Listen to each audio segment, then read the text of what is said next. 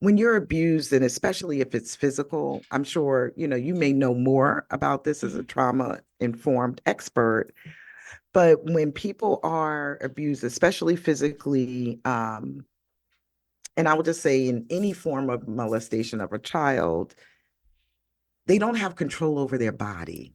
They have a sense that they don't have control. That's going to breed a sense of needing control. And for me, that also was why there was expressions of perfectionism, Mm-hmm. Mm-hmm. right? I can control how you see me. That was feeding into my need for your approval. Yeah. Uh, Yeah. yeah. As you made these very intentional flips and you created this structure early in the morning as you Mm-hmm. unpacked your stinking thinking, you got honest with yourself and said, what I'm thinking isn't healthy for the relationship I'm in or even for myself. And Right. you dug in and did this work. As you began to really see the changes, how has aligning your actions with your core values begun to change the way that you're actually approaching your work, your relationship, and your purpose? Mm-hmm. Let me tell you something. People's opinion of me don't matter. Let me, and it brings you a sense of freedom that just Yeah, come over to the other side. You'll see. yeah. Like, I don't know that I can even describe the freedom. So literally, you know how I think a lot of people would say things in a relationship like you make me unhappy or nobody makes you happy. Mm-hmm. Mm-hmm. And I Mm-hmm. understood that on a cognitive level, right? But literally, when you let go of concern for other people's reaction Mm-hmm. and only get concerned about how you're being in the world, there's some kind of freedom. And the reason why I say that is because that is what God is concerned about. Mm-hmm. Mm-hmm. We are being, Yeah, not what we are doing right. per se. And you know what? You walked right into something that is burning in me. Actually, I'm feeling like it might take me all year to do it. But how do we get so rock solid clear on who we are and the integrity of who we are going to be, regardless of what other people do? Mhm. Because Yeah. as we recognize there's lots of fear, concern, uncertainty ahead of us. And I've been having these conversations around, but how do we stay clear, regardless of what someone else does? I'm going to continue to remain in integrity, to remain clear on my purpose, to remain clear on my value. And it doesn't get wavered because someone calls me out my name or does Mhm. something that um, reveals their pain or their hurt.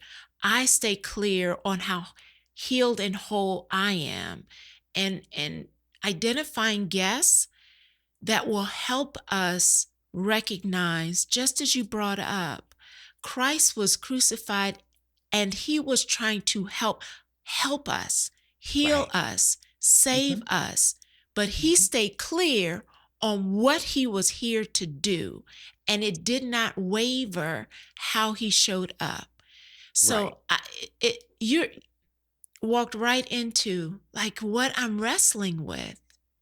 Hmm. I love it. Hmm. I love it. See, that's why Well, you're my yeah. soror.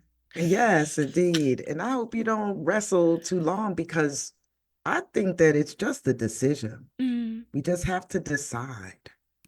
And hearing you talk about, Christ, right? And you said, yes, he didn't waver despite the persecution.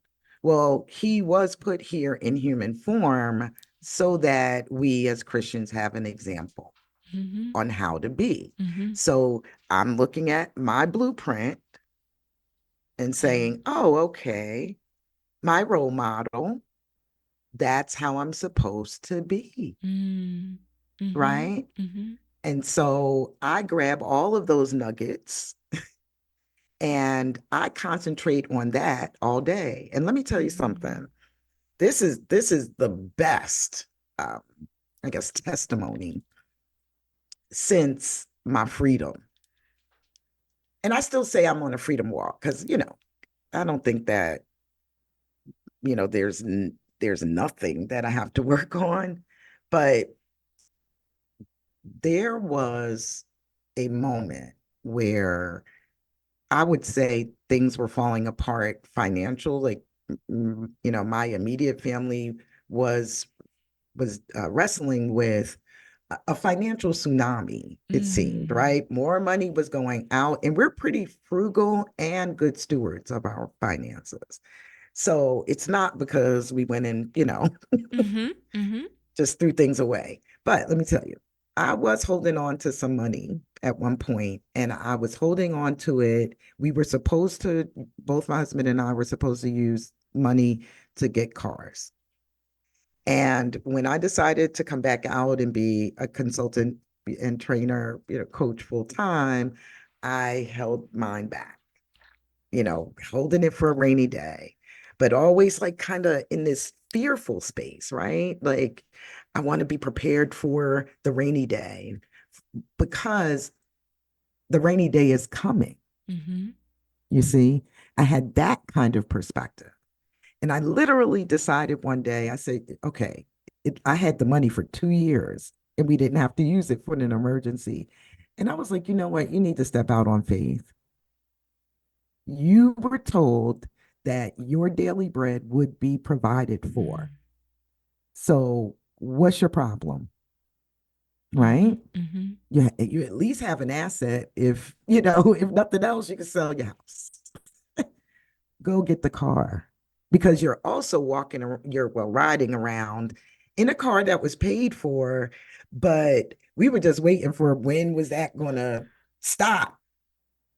Right. I think the car was not 20, not yet 20 years, 15 years old. It was pretty old. Mhm. And I knew that something was going to start happening. So, I was always kind of on edge. It wasn't at the top of my mind, but always on edge. And I said, no, I don't want to live like that anymore. That scarcity mindset.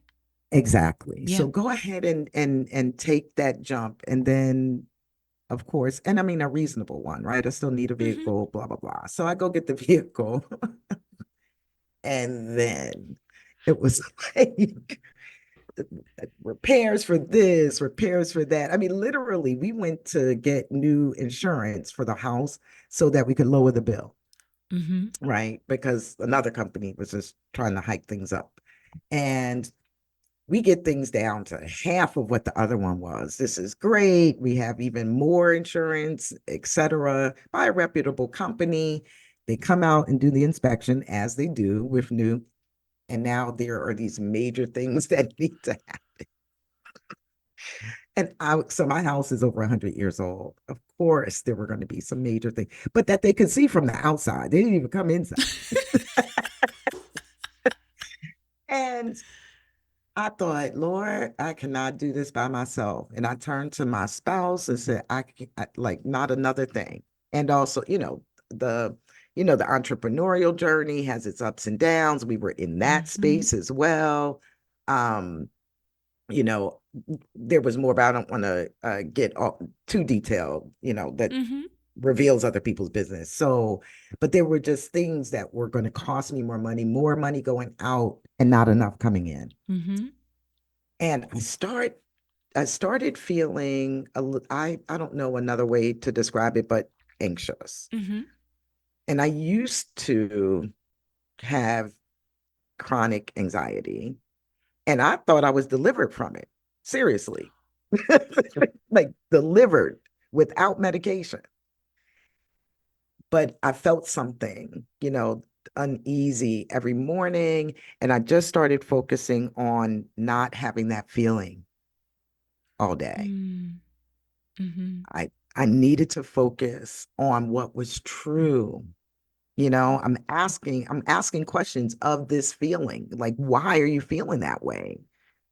And I Mhm. couldn't come up with a good answer, right? Mhm. Mhm. Besides some irrational fear. Like, what do you think is going to happen? Here's your moment to have faith. So that's where I'm talking about having a very strong testimony, because I literally did not know how we were going to get those things paid. My husband handled it. Mhm. Yeah.